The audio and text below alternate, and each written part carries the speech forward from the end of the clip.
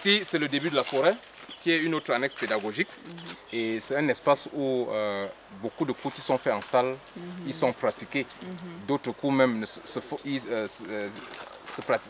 ici directement sans avoir besoin de se faire au préalable en salle. Et c'est un espace qui se doit d'être sécurisé. Parce que sinon, on formerait des forestiers sans la forêt. Nous sommes dans un environnement périurbain où les populations ont besoin d'un certain nombre de ressources directement de la forêt. Et donc, si on les laisse faire, ils vont porter tellement atteinte à la ressource au point où la forêt elle-même pourra disparaître. Et donc, cet espace, nous essayons de le sécuriser au quotidien pour que cela appuie la pédagogie. La pédagogie en termes de mesure d'arbres, en termes de reconnaissance, en termes d'écologie, en termes de suivi en milieu de forêt. Je vous parlais de la suivi en forêt tout à l'heure. Quand on va cheminer, on va voir des obstacles qui ont été créés, chemin faisant, pour habituer les gens à ce genre de milieu.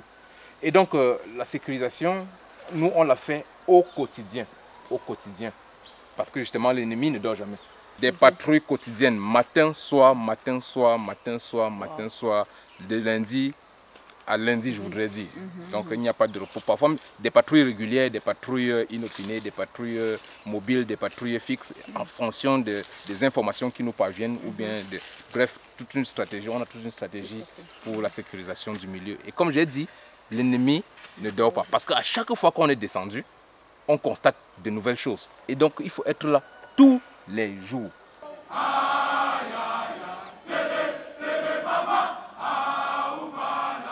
Les menaces habituelles auxquelles nous sommes habitués, c'est l'écorçage des arbres, parce que les gens ont besoin des écorces pour la pharmacopée. Ce n'est pas tout le monde qui va en pharmacie.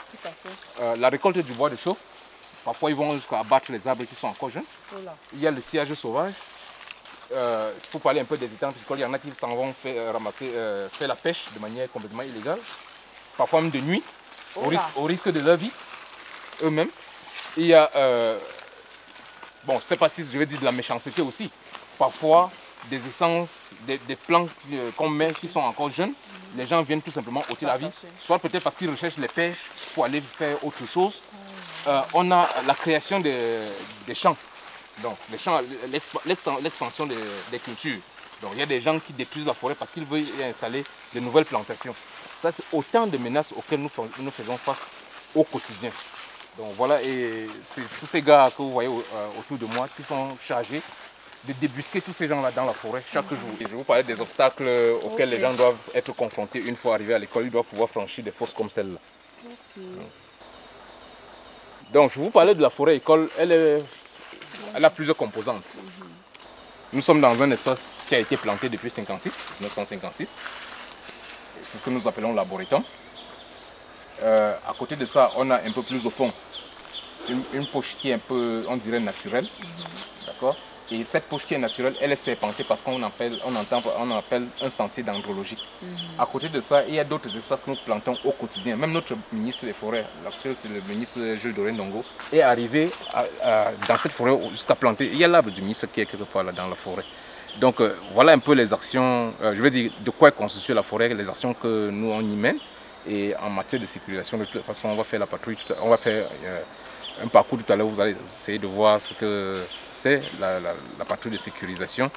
Il faut dire que c'est un espace qui va sur près de 1000 hectares. Il va sur près de 1000 hectares, mais sur les 1000 hectares, ce qui constitue encore la forêt proprement dite, je crois qu'on est à près de 50%. Et le reste maintenant, il y a des populations qui se sont installées, il y a les gens qui ont créé des cacao hier, et ainsi de suite, avec qui on doit essayer d'échanger pour la gestion de cet espace-là. On parle de la cogestion aujourd'hui. Aucune gestion ne devant se faire sans les autres composants, tout simplement.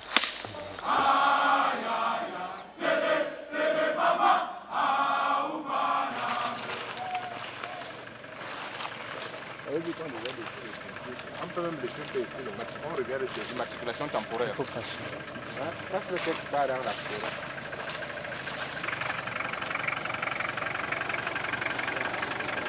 Bonjour monsieur.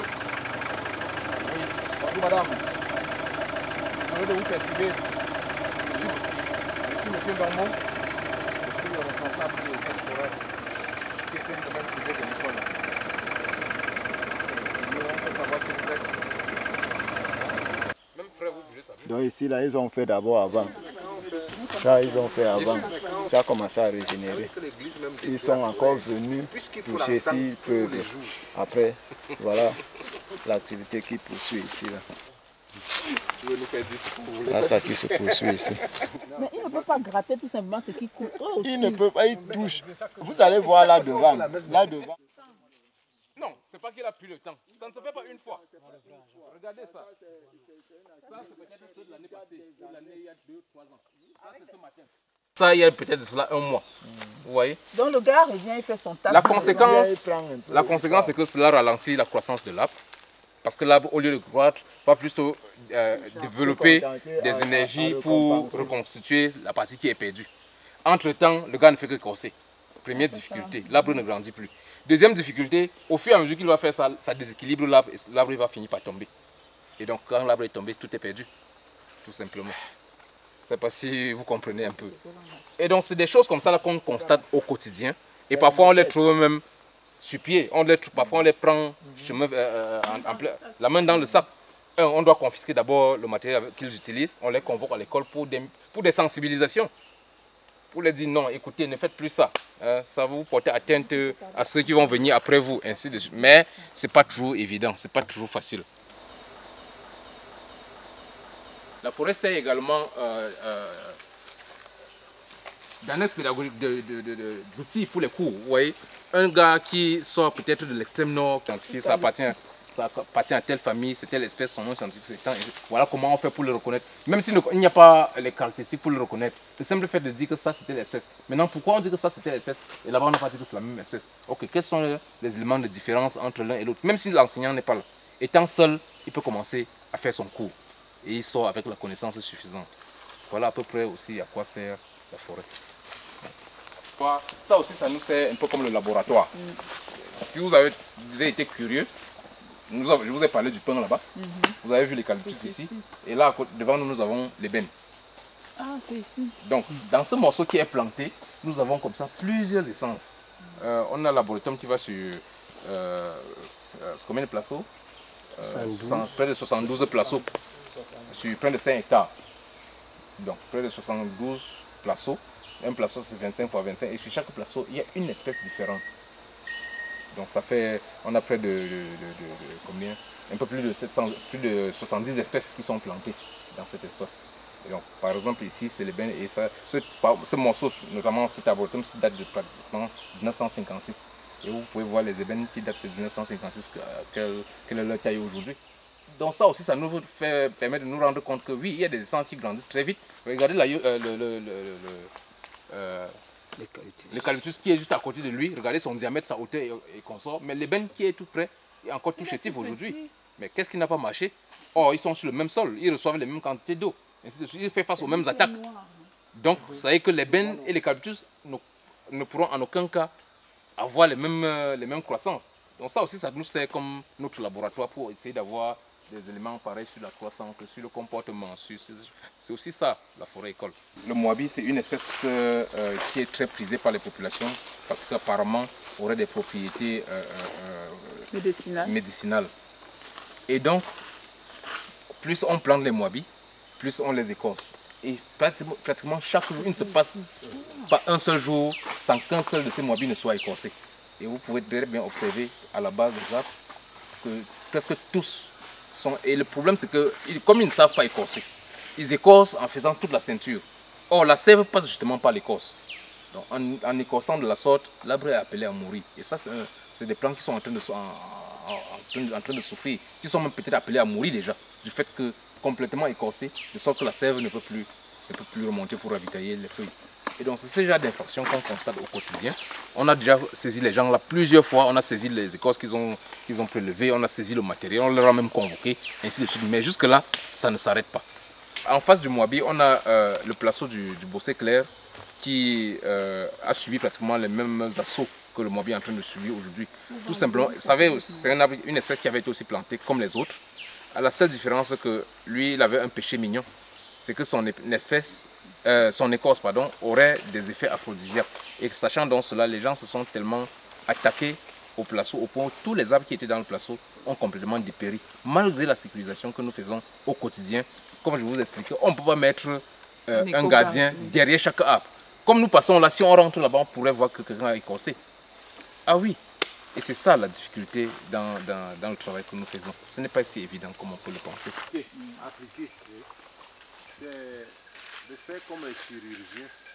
Appliquer des régions les plus mortes toutes seules. Parce qu'en fait, ce qu'on appelle l'écorce, après l'écorce, avant le bois à l'intérieur, il y a une active cellulaire ou des cellules qui ne sont pas encore. Nous avions donc créé une plantation, je vais dire, parmi les espèces que nous avons ici, on avait mis pratiquement 625 mètres carrés à écartement de 2,5 mètres par plan. Sauf que les arbres ont poussé, ça a bien réussi. Ça atteint des stades parfois même plus gros que celui-ci. Il y en a qui sont ceux qui ont résisté. Hein. Oui, parfois même des stades beaucoup plus gros que celui-ci. Et un matin, on arrive et on se rend compte qu'il ne reste que des souches, comme ceci. C'est-à-dire que quelqu'un est venu, ouais, que c'est pratiquement de la machette qu'on a tranché ça. Un coup? Oui, un coup de machette et le plan est au sol. À ce stade-là. Et on explique ça comment? C'est donc ça. C'est difficile à expliquer. Pourquoi quelqu'un peut faire ça? Est-ce que c'est la méchanceté? Est-ce qu'il avait besoin des pêches à ce stade de croissance? Est-ce qu'il se rend compte du tort qu'il cause à l'espèce et à l'école? Bref, on ne comprend pas. On ne comprend pas pourquoi autant de choses. Est-ce qu'il sait que c'est le Didinga? Ils le connaissent, ils le savent très bien. Ils le savent très bien. Et vous voyez, heureusement, les arbres avaient déjà atteint un certain stade de croissance. C'est en train de repousser. Si on observe à la base, on va se rendre compte qu'il y a des jeunes pousses à partir de l'ancienne souche qui essayent de repartir. Et c'est ça qu'on doit continuer de sécuriser. Parce qu'on ne pourra pas reprendre ce plateau aussi à zéro, ça va être compliqué. Donc on espère que ces gars ils vont pouvoir grandir normalement et atteindre des stades supérieurs pour pouvoir être ce qu'on avait souhaité dès le départ. Voilà à peu près les infractions au quotidien. Et ça, c'est pour seulement pour la zone qui est plantée. On va entrer dans la zone qui est un peu naturelle, là, pour serpenter un peu sur le sentier. On va constater d'autres types d'infractions aussi. Déjà presque mort.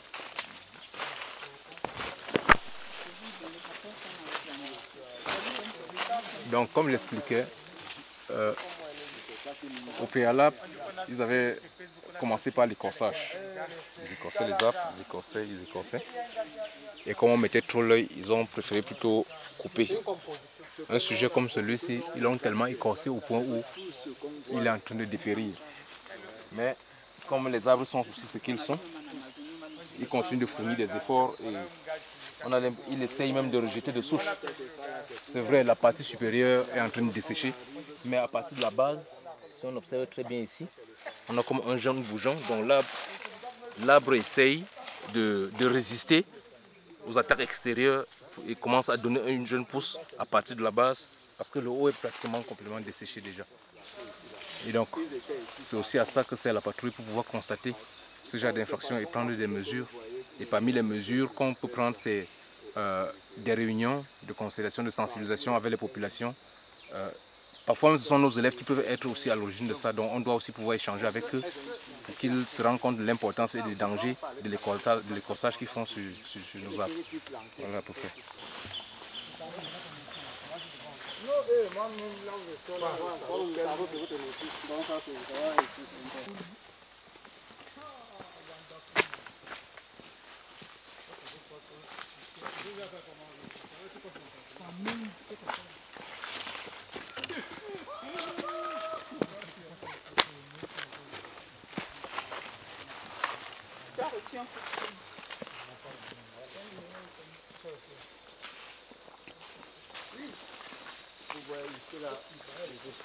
Nous sommes déjà dans la forêt naturelle ici.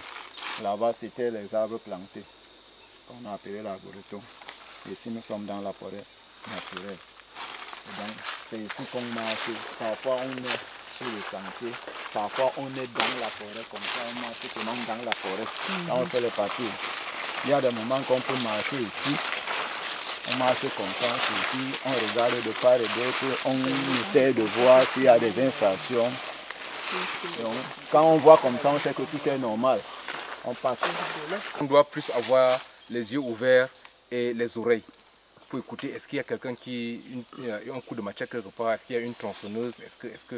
les yeux ouverts, est-ce qu'il y a quelqu'un qui est embusqué quelque part pour attendre que nous on passe? Ou alors est-ce qu'il y a une situation qui n'est pas très normale? Exactement comme ce que je viens de constater là. Il y avait des traces qui me semblaient un peu fraîches. Je me suis dit non, il y a eu certainement quelque chose ici. Et donc quand je commence à descendre progressivement, il faut me suivre, je me rends justement compte que quelqu'un a utilisé ce passage pour venir commettre des infractions. Première chose, c'est ça. Donc, il a des perches qu'il a coupées. Et justement, j'observe qu'il a coupé cela ici. Et vous voyez, c'est encore tout frais. Ça, c'est des choses de peut-être hier ou ce matin. Donc, comme on attendait descendre pour la visite, oui, les gens nous ont devancés. Et quand on observe encore, on va plus loin, on se rend compte qu'il est venu couper une perche ici. Donc, c'est autant de constats qu'on fait au quotidien. Et c'est des choses comme ça qui attirent l'attention lors des patrouilles. Et donc, lorsqu'on fait des constats de ce genre, très souvent, on arrive, on les trouve encore sur le site. Non, on saisit, on les convoque à l'école pour essayer de les entendre, ainsi de suite, ainsi de suite. Et on saisit le matériel qu'on confisque. Et bon, c'est vrai que ce n'est pas trop évident parce que ça crée des problèmes dans les villages, ça crée. C'est aussi ça, hein, la patrouille, la sécurisation, c'est aussi une lutte. Ça doit être les choses à dire. Ça doit être les choses à dire.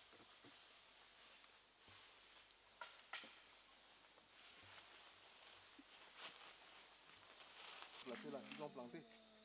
Ça, c'est aussi une menace à laquelle on fait face. Et quand quelqu'un met le cacao, c'est pas pour partir le lendemain. Si c'était encore un champ agricole, on peut encore comprendre que bon, il veut peut-être manger le manioc et l'année prochaine, il n'est plus là. Une nouvelle menace à laquelle on fait face, c'est la création des plantations. Et maintenant, les gens, au départ, quand ils créaient les plantations de culture vivrière, nous, on venait, on plantait les arbres derrière. Et quand les arbres grandissent, ça se ferme et ils sont obligés de le décamper. Maintenant, ils ont donc changé la stratégie. Ils mettent les plantations, les champs de cacao. Et quand quelqu'un met le cacao, ce n'est pas pour partir le lendemain parce que le cacao met du temps. Et quand il commence à produire, il va produire davantage. Et ils mettent en avançant la raison selon laquelle ils sont chez eux. C'était leurs espaces, c'était pour leur grand-père. On leur avait attribué ça, vous les êtes venus arracher, vous êtes en train de les chasser de chez eux. Et donc quand ils mettent le cacao, partout où nous on a planté, la zone où nous nous trouvons par exemple, nous avons planté les arbres là. Ils sont venus, ils ont enlevé les arbres, ils ont mis le cacao. La zone d'en bas, ils sont encore, celle-ci, on est déjà à près de 2-3 ans. De côté d'en bas, ils sont encore en train de créer de nouvelles plantations. Ils voient donc la nouvelle menace auquel on est en train de faire face. On essaie de leur dire, ok, on a compris, mais arrêtez-vous d'abord là où vous êtes, ne plantez plus. Pour qu'on essaie d'abord de gérer ensemble ce petit espace qui est là. Mais chaque fois, ils ont créé de nouvelles, vous venez constater qu'ils ont créé de nouvelles plantations. Bon, est-ce qu'il faut détruire? Est-ce qu'il faut continuer de causer avec eux? On a l'impression d'avoir fait un marché de dupes où chacun ne dit pas la vérité à l'autre. Bon, c'est aussi ça, la sécurisation. Ça doit être sous forme de lutte, mais elle doit être aussi sous forme, en douceur, sous forme de négociation. On essaie de co-gérer. Bon, comme j'ai dit, il y a un peu de dupe aussi à l'intérieur.